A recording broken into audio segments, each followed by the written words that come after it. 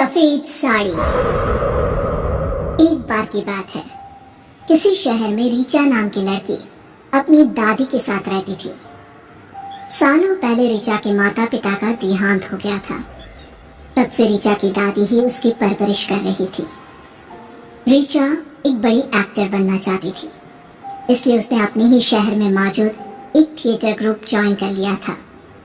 और कॉलेज खत्म होने के बाद रीचा हर शाम थिएटर में जाकर नाटक की प्रैक्टिस किया करती। रीचा, अगले नाटक में तुम्हें विधवा लड़की का रोल करना है। तुम एक सफेद साड़ी का इंतजाम कर लो। कल से तुम्हें सफेद साड़ी पहनकर ही यहाँ प्रैक्टिस करनी पड़ेगी, क्योंकि मैं चाहता हूँ कि मेरे नाटक के सभी किरदार लोगों को एकदम वास्तविक लगे। फिर अगले दिन रीचा अपने घर के पास ही एक कपड़े की दुकान में सफेद साड़ी खरीदने पहुँच जाती है, लेकिन उसे वहाँ सफेद साड़ी नहीं मिलती। परेशान रीचा मार्केट में आगे बढ़ने लगती है।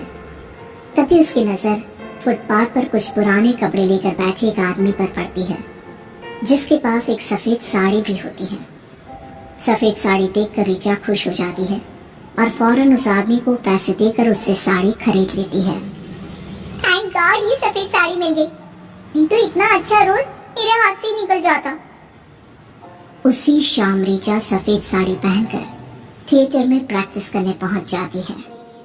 प्रैक्टिस खत्म होने के बाद, रीचा चल, आज मैं तुझे अपनी गाड़ी में घर छोड़ देती हूँ। रीचा अचानक शालिनी की ओर घूर कर देखने लगती है। मुझे किसी की मदद की जरूरत नहीं है, जा यहाँ से तू। अरे तुझे मेरे साथ नहीं आना तो मत आ, लेकिन इस तरह घूर कर मुझे डरा क्यों रही है? पता नहीं तेरे दिमाग में क्या चलता रहता है। देखते ही देखते सभी लोग अपने अपने रास्ते चले जाते हैं।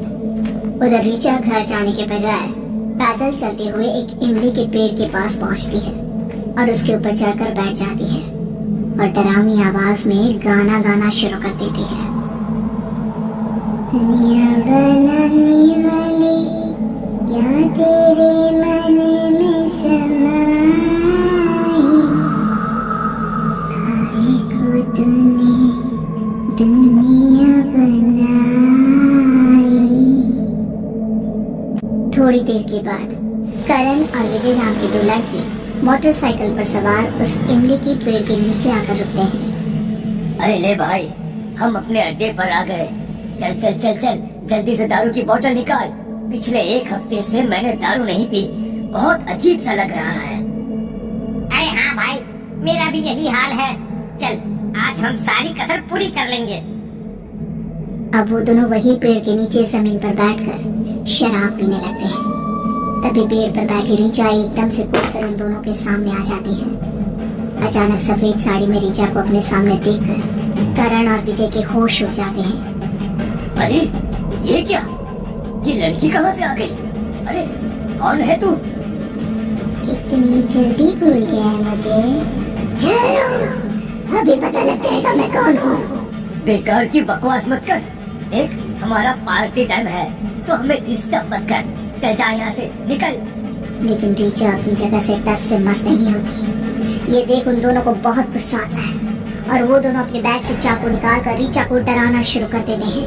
देख, मैं तुझे आखिरी बार समझा रहा हूँ, यहाँ से चली जा, वरना तेरा अंजाम बहुत बुरा होगा।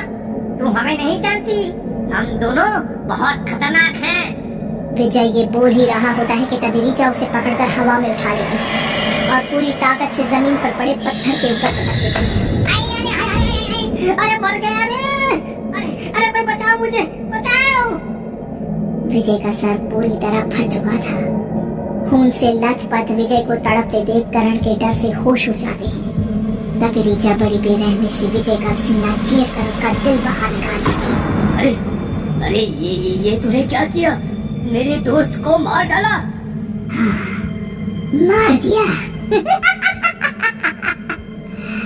और अब तेरी बारी। क्या हुआ? आज मुझे देखकर तेरे पसीने छूट रहे हैं? पीछे क्यों हट रहा है? मेरे पास आ। करण डर से पीछे हटते हुए वहाँ से भागने लगता है। अरे नहीं, मुझे कुछ मत करना। अरे कोई बचाओ मुझे, बचाओ। एक तरफ करण वहां से भाग रहा होता है तो दूसरी तरफ विजय मर चुका होता है, जिसके बाद ऋचा वापस लौट जाती है। अगली सुबह इमली के पेड़ के नीचे विजय की लाश मिलने से पूरे इलाके में दहशत फैल जाती है। बहन, ये हमारे इलाके में क्या हो रहा है? इमली के पेड़ के नीचे उस लड़की की लाश बहुत ही डरावनी हालत में मिली है। लोग कहते हैं कि उसे मार कर उसका दिल निकाल लिया गया है। लगता है कोई खतरनाक हत्यारा हमारे इलाके में आ गया है। मुझे तो घर से निकलने में भी बहुत डर लगता है। क्या बताऊं, मैं भी इसी दहशत में हूँ। इसी तरह चारों तरफ विजय के खून की चर्चा होने लगती है और सभी लोग हत्यारे को पकड़ने के लिए पुलिस वालों पर दबाव डालने लगते हैं। उधर करण घबराहट के मारे औने पौने दाम में अपना घर बेचकर शहर से भागने की कोशिश करने लगता है। शाम को थिएटर में प्रैक्टिस खत्म होने के बाद ऋचा अकेले ही वहां से निकल जाती है। उधर करण अपना बैग लेकर स्टेशन की ओर जा रहा था। कम्बत, रास्ते में कोई ऑटो भी नहीं मिलता, चारों तरफ अंधेरा हो गया है। मुझे जल्दी स्टेशन पहुंचना होगा। अगर वो लड़की मेरे सामने आ गई तो पक्का आज मैं जिंदा नहीं बचूंगा।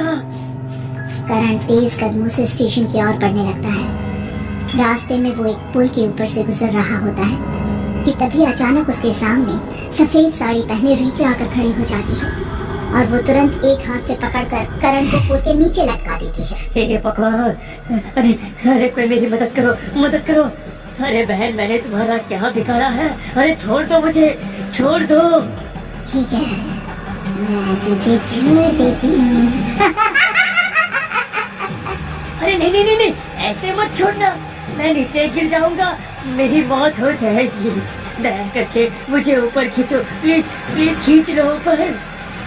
लेकिन ऋचा बिना अगले पल का इंतजार किए उसी वक्त करण को पुल से नीचे छोड़ देती है। अरे कोई बचाओ मुझे। हवा में करण की चीख गूंज कोई उठती तो है मदद करो। और वो नीचे जमीन पर जा गिरता है। ऋचा उसी वक्त पुल के ऊपर से छलांग लगा करण की छाती पर कूद जाती है, जिस वजह से करण मौके पर ही दम तोड़ देता है। अब ऋचा करण का सीना चीर कर उसका दिल निकाल कर वहीं सड़क पर फेंक देती है और एक डरावनी हंसी हंसते हुए वहां से चली जाती है।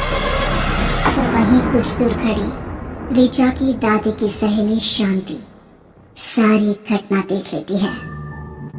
ये सब क्या हो रहा है? कहीं मैं कुछ गलत तो नहीं देख रही? ऋचा भी थी, पर क्यों? शांति चुपचाप ऋचा का पीछा करने लगती है। थोड़ी देर के बाद ऋचा घर पहुंच जाती है और अपनी दादी से बिना कुछ कहे चुपचाप कमरे में जाकर सो जाती है। उधर शांति भी ऋचा की दादी के पास पहुंचकर उन्हें सारी बात बता देती है। हे भगवान, ये तो क्या कह रही है शांति? मेरी मासूम बेटी, भला वो किसी का खून कैसे कर सकती है? नहीं नहीं नहीं, तूने किसी और को देखा होगा, तुझे वहम हुआ होगा शांति। देख, मैं पूरे होशो आवाज में तुझसे बात कर रही हूँ। तेरी पोती ने ही दोनों खून किए हैं, लेकिन मेरी समझ में एक बात नहीं आ रही कि आखिर ऋचा ने उन दोनों लड़कों को क्यों मारा। तेरी बातें सुनकर मेरे तो हाथ पैर ठंडे पड़ गए हैं। मेरा तो दिमाग ही काम नहीं कर रहा। आखिर मेरी इतनी मासूम और सीधी बेटी ऐसा कैसे कर सकती है? तो चिंता मत कर, मैं ये बात किसी को नहीं बताऊंगी। पहले हमें ऋचा से मिलकर सच्चाई जाननी होगी। हाँ शांति, मुझे तुझ पर भरोसा है। तू एक अच्छी मनोवैज्ञानिक होने के साथ साथ तंत्र मंत्र भी जानती है। फिर वो दोनों ऋचा के कमरे में पहुंच जाती है। ऋचा की दादी बड़े प्यार से ऋचा को नींद से जगाती है। क्या हुआ दादी? आप दोनों मेरे कमरे में? सब ठीक तो है ना? ऋचा बेटी, कई दिनों से मैं एक किताब पढ़ रही हूँ। उस किताब की सारी बातें मेरी समझ में आ गई है। बस एक बार मैं किताब में लिखी हुई बातों पर प्रयोग करके देखना चाहती हूँ। उसके लिए मुझे एक जवान लड़की की जरूरत है। क्या तुम मेरे प्रयोग में मेरी मदद करोगी? शांति दादी, इसमें कौन सी बड़ी बात है, कर दूंगी मदद। पर क्या आप इसी वक्त प्रयोग करना चाहती हो? हाँ बेटी, दरअसल ना वो प्रयोग रात में ही किया जा सकता है। ठीक है, कोई बात नहीं, मैं तैयार हूँ। बताइए क्या करना है? उसके बाद शांति ऋचा को अपने सामने बिठाकर उससे बातें करने लगती है उससे अलग अलग सवाल करने लगती है। काफी देर बात करने के बाद शांति समझ जाती है कि ऋचा की दिमागी हालत पूरी तरह ठीक है। लगता है ये कोई भूत प्रेत का चक्कर है। अब मुझे दूसरा तरीका अपनाना पड़ेगा। अब शांति ऋचा की आंखों में देखकर तरह तरह के मंत्र पढ़ने लगती है कि तभी अचानक एक जोरदार आवाज के साथ ऋचा के कमरे की खिड़की खुल जाती है और अचानक ऋचा के हाव भाव पूरी तरह बदल जाते हैं। मेरा शक बिल्कुल सही था। आत्मा ऋचा के शरीर में आ चुकी है। सुन आत्मा, कौन है तू और इस मासूम लड़की के जरिए तू लोगों का खून क्यों कर रही है? अब ऋचा की आंखें बिल्कुल लाल हो जाती हैं। उसके बाल खुलकर हवा में उड़ने लगते हैं और वो भी अचानक हवा में उड़ने लगती है। मेरा नाम चांदनी है। अपने पति की मौत के बाद मैं किसी तरह लोगों के कपड़े सिलकर अपना गुजारा कर रही थी, लेकिन एक शाम जब मैं घर वापस आ रही थी तो रास्ते में 3 शराबियों ने मुझे घेर लिया और मेरे साथ जबरदस्ती की और सब कुछ करने के बाद उन्होंने मुझे मारकर वही जमीन में दफना दिया। मेरी मौत के बारे में किसी को कुछ पता नहीं चला। उधर मेरी गैर हाजिर में मेरी पड़ोसन मेरे घर से मेरा सारा सामान चुरा कर ले गए। उसके पुराने सामान के साथ साथ मेरी सफेद साड़ी भी फुटपाथ पर दुकान लगाने वाले आदमी को बेच दी। जब ऋचा ने मेरी सफेद साड़ी खरीद कर पहनी तो मैं आसानी से उसके शरीर में प्रवेश कर गई और मैंने उन दोनों लड़कों का खात्मा कर दिया।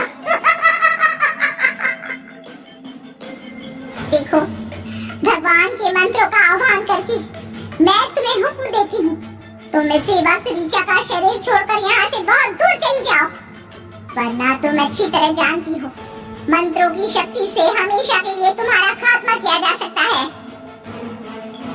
इस तरह शांति के डराने पर चांदनी की आत्मा ऋचा का शरीर छोड़कर चली जाती है। उसके बाद शांति उस सफेद साड़ी को बाहर कचरे के ढेर में फेंक देती है। उस दिन के बाद से ऋचा तो ठीक हो जाती है, पर साड़ी अभी भी वही होती है, जो कुछ दिनों बाद कचरा चुनती एक भिखारन के हाथ लग जाती है, जो तुरंत उसे उठाकर अपने शरीर पर ओढ़ लेती है। तो मर गए, लेकिन उनका दूसरा साथी अभी भी जिंदा है।